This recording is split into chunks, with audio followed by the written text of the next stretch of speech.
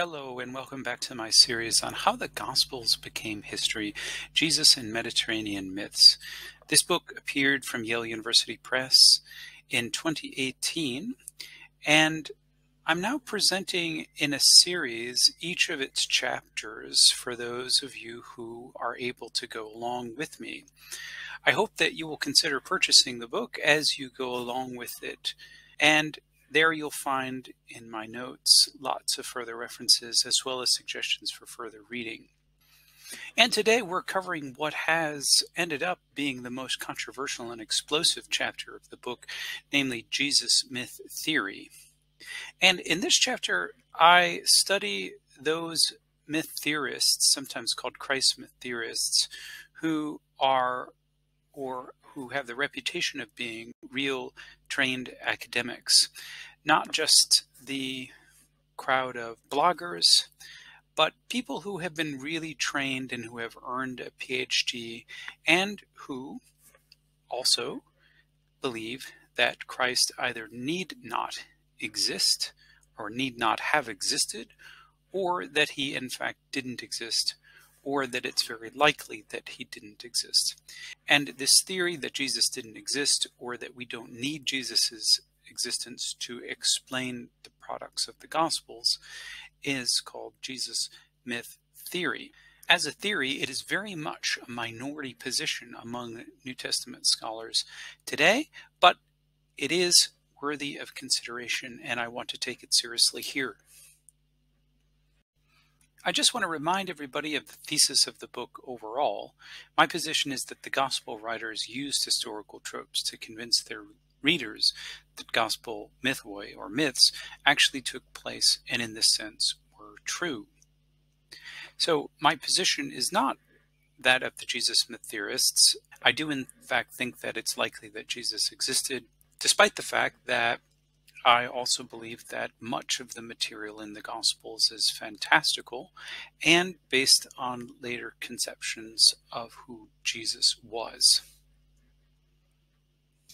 I open this chapter with a brief discussion of Maurice Casey, who was a New Testament scholar in the UK. And before he died, he wrote a book on mythicism in which he very harshly rejected the mythicist position and brought as his data lots of bloggers and popular writers on the topic. Despite this use of data, which is not probably the most helpful, Casey did raise a very helpful point that in the vast majority of cases, it appears that mythicists are responding often quite harshly and severely to what we might refer to as wounds of their fundamentalist past. This is not to say that all mythicists were at one time fundamentalists. It is simply to say that they were somehow or other affected by fundamentalist culture, and this in some way hurt them. And by taking the mythicist position, they are in a sense compensating and fighting with their own past, and in some cases their own former identity. What's interesting about this theory is that both fundamentalists and mythicists are at extremes. They are extremists, just on different sides of the scale, and they are, in fact, mirroring each other. Now, this is an excellent point, and I think generally true, but at the same time, it doesn't really explain whether the mythicist position is true or not, and it doesn't really help us discern whether it's true or not. For that, we have to look at the arguments, and I want to look at the best representatives that I can, not shooting low or aiming at straw men. So let's begin. The first figure that I study is one of my favorites, a German of the 19th century by the name of Bruno Bauer. He comes to maturity in the early 19th century and embraces the philosophy of Hegel and gets a position teaching the New Testament at the University of Bonn in Germany. And in his 30s, he began publishing some very weighty tomes on the non-historicity, first of John and then of the Synoptics, going back to John. And as his thought developed, it became clear that for Bauer, Jesus is not needing to exist for the Gospels to be written. The Gospels reflect what Bauer thought was a symbolic representation of early church consciousness. So they imagined the figure of Christ, and then the Gospels are sort of historicizations of this Christ representation. So everything in the Gospels doesn't really have a connection to Jesus. So although Bruno Bauer doesn't fully deny that Jesus existed, he did come up with the position, which was about as radical as one gets for his time, that Jesus need not have existed, and that nothing in the life of the historical Jesus explains anything in the Gospels. The next figure I look at is Thomas L. Brody. He was born in 1943. And Thomas L. Brody is a great case because here we have a very pious Catholic of the Dominican order who asserts that both Jesus and Paul did not exist. And in a book of 2012, he revealed that he believed this position and has believed it since the early 1970s. And of course, from the 70s to the early 2000s, Brody was teaching. Brody's is an interesting case as well because it shows that we need not be in the medieval period or the 19th century for there to be ecclesial backlash. In this case, Brody's own order, the Dominicans, more or less sanctioned and silenced him and revoked any of his rights to teach. But basically, Brody's position, as he developed it through a number of books that all have a similar theme, is that all of the events in the New Testament and all of the stories in the Gospels and all of the theology in the letters of Paul is woven out of diverse strands of data from the Hebrew Bible. So basically, you can build the New Testament out of the Old Testament, to put it in crude terms. And it's a fascinating theory, and Brody has dozens of charts, often maze-like, in which he goes through all of the parallels and tries to say that this leads to this and X goes to Y and etc., etc. What seems to be the case, however, is that Brody's books have had very little impact among scholars because they are almost all based on leaps of intuition, not on hard empirical data.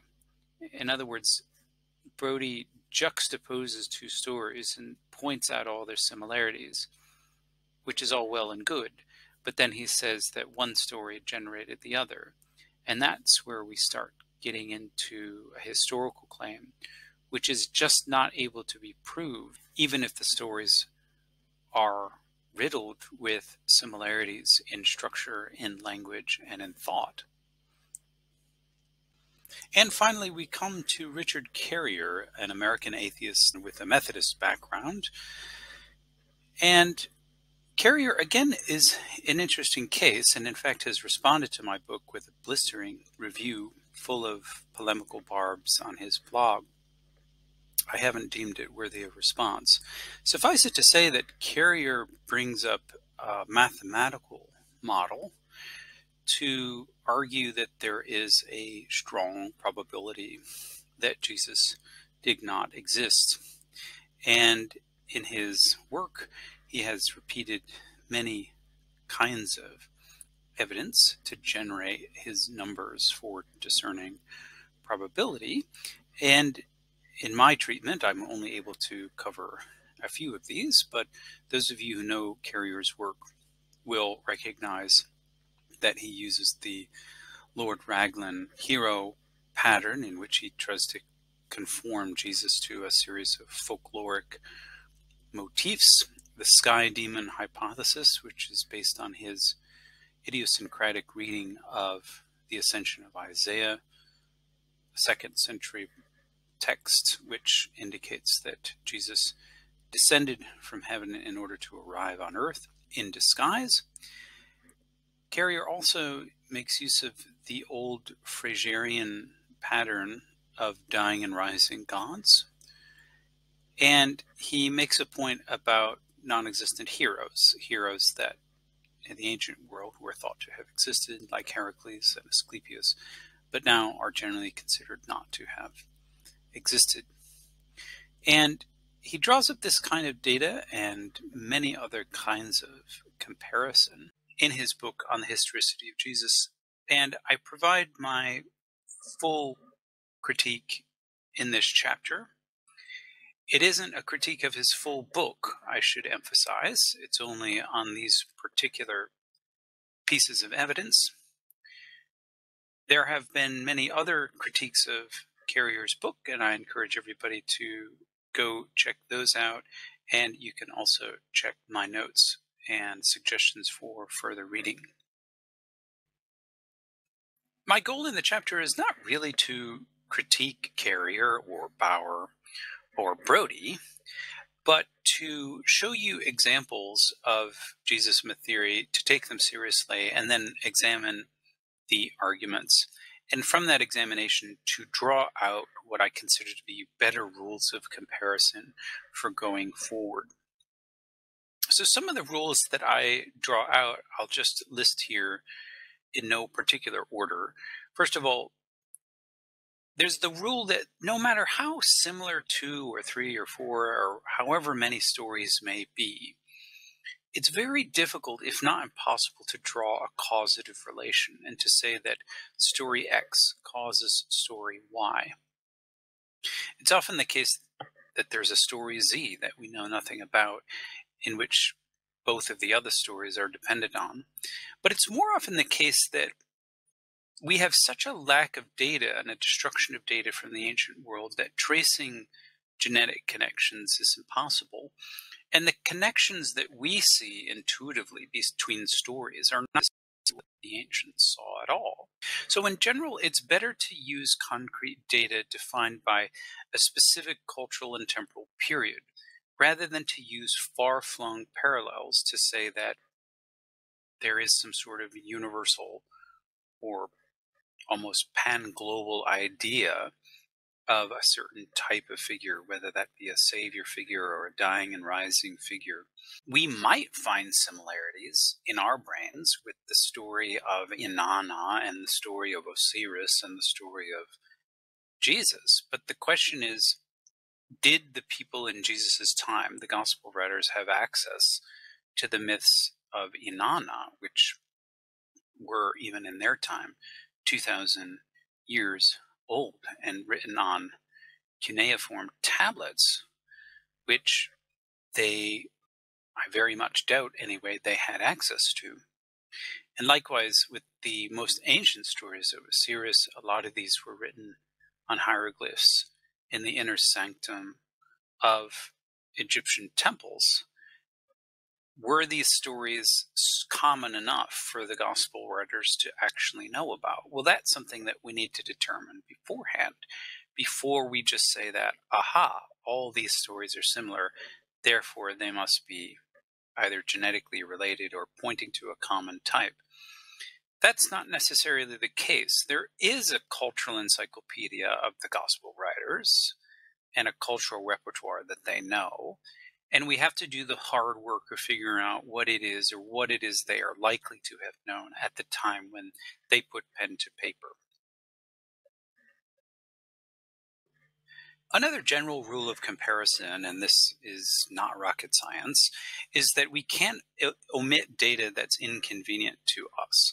That when we're hunting for similarities and what we find are differences, that we can't eliminate the differences and say that they are somehow not genuine. We are not authorized to get rid of data when it does not suit our theory. And a good example of this is Carrier's omission of the ascension of Isaiah 11:2-21, which speaks very clearly of the earthly life of Jesus. In this case, we are dealing with certain differences in the manuscript, some of them having this chapter and some of them not. But the most recent critical edition in scholarship points to the reliability of this passage. But even if we cut this passage out, there are other passages in the Ascension of Isaiah indicating or assuming that Jesus had an earthly life in addition to his descent from heaven. So the action doesn't all take place in heaven. There is a real and true earth in which Jesus interacts with real beings and is born of his mother, etc., etc. A more general rule here is that we shouldn't let similarities overcome differences. So in our hunt for the dying and rising God, you might find people claiming that Jesus was raised from the dead, Osiris was raised from the dead, and Attis was raised from the dead, with no real attention or knowledge of what the differences were. And there are serious differences. Osiris is not raised from the dead in any way remotely similar to the way Jesus is. Osiris is raised in the land of the dead and becomes king of the underworld, which is a very different fate than what Jesus has. And ditto for Attis. Attis is sort of raised from the dead, but according to one popular story, Zeus only grants that his pinky twitch and that his hair continue to grow, which, by the way, we know from modern science, even when all people are dead, their hair continues to grow, so this is nothing really amazing. Attis may have survival in death, which is represented by the violets which popped up around him after he died, but that's not the same thing as coming out of a tomb. And the other general point is that when people try to find similarities with these dying and rising gods, they don't pay attention to the fact that most of these gods don't die, they just suffer, and none of their suffering is taken up by free will, whereas in the Christian myth, Jesus very much willingly goes to the cross and takes upon the sins of humankind. Now, whether or not that's historical or not, again, is not something that I'm interested in. But if we're just comparing the myths are in fact different.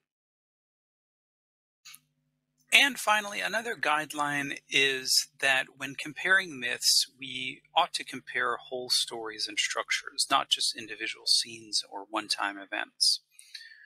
So it's often the case that mythicists can find parallels to any myth that they want because they don't have any controls over, what time period they're limited to. So they can pick from, 19th century BCE Mesopotamia and then jump to 14th century CE Ireland and then go back to Egypt in the 1st century BC and just say that these motifs are the same because they've broken up all the stories into atomized little bits so that they can then search the annals of world mythology to find those little bits. And by omitting the study of the entire story or story pattern, they are in effect turning the story into a bunch of little discrete doctrines, which is never how the story was experienced by those who originally heard it.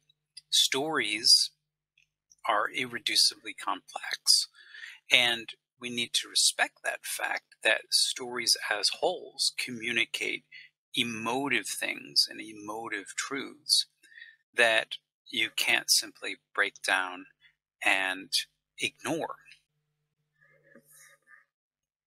Now, Nietzsche pointed out in the late 19th century that some of the best arguments and some of the best scholarship originates out of ressentiment, or roughly resentment and anger. And that, I think, is true. We can't dismiss a theory because of its psychological motivations. But one thing I want to point out about mythicism and fundamentalism is that typically both mythicists and fundamentalists have the same presupposition that it is history or the historical existence of a person in the past that is needed to determine the truth of that person, or the truth of a religion supposedly based on that person. And the fact is that as a philosophical idea, that simply does not hold water. It's a real question whether Christianity isn't indeed something in the end much more like Buddhism, which has some vague stories of Buddha, but you never have Buddhists claiming to their blue in the face that Buddha really existed. And to my knowledge, you don't have anti-apologists coming back and saying that he definitely didn't exist, therefore Buddhism is false. No, I don't think that the truth of Buddhism or of any enduring religion really depends much on historical truth. This is often used as an apologetical argument, but in the end, I think this is misrecognition of the facts. Religions don't need history to propagate and to support themselves. They survive typically just fine without it. And this is why pointing out the historicity or non-historicity of any particular religion or religious founder has almost no bearing on truth. And this is really the underlying point of the whole book, How the Gospels Became History. I give the full bibliography here in hopes that you'll go look it up. I'll also put my Amazon page in the description. I really appreciate everyone coming along, and I want to thank everybody for your interest in this book. If you didn't catch the introduction to this series, go back and check that out. What follows will be Chapter 2, and in Chapter 2 I will give even more insight into my method of comparison. I'm always happy to take further questions. I can't answer all the questions and comments on YouTube, but do catch me on Patreon. For now, I wish everybody well and take care.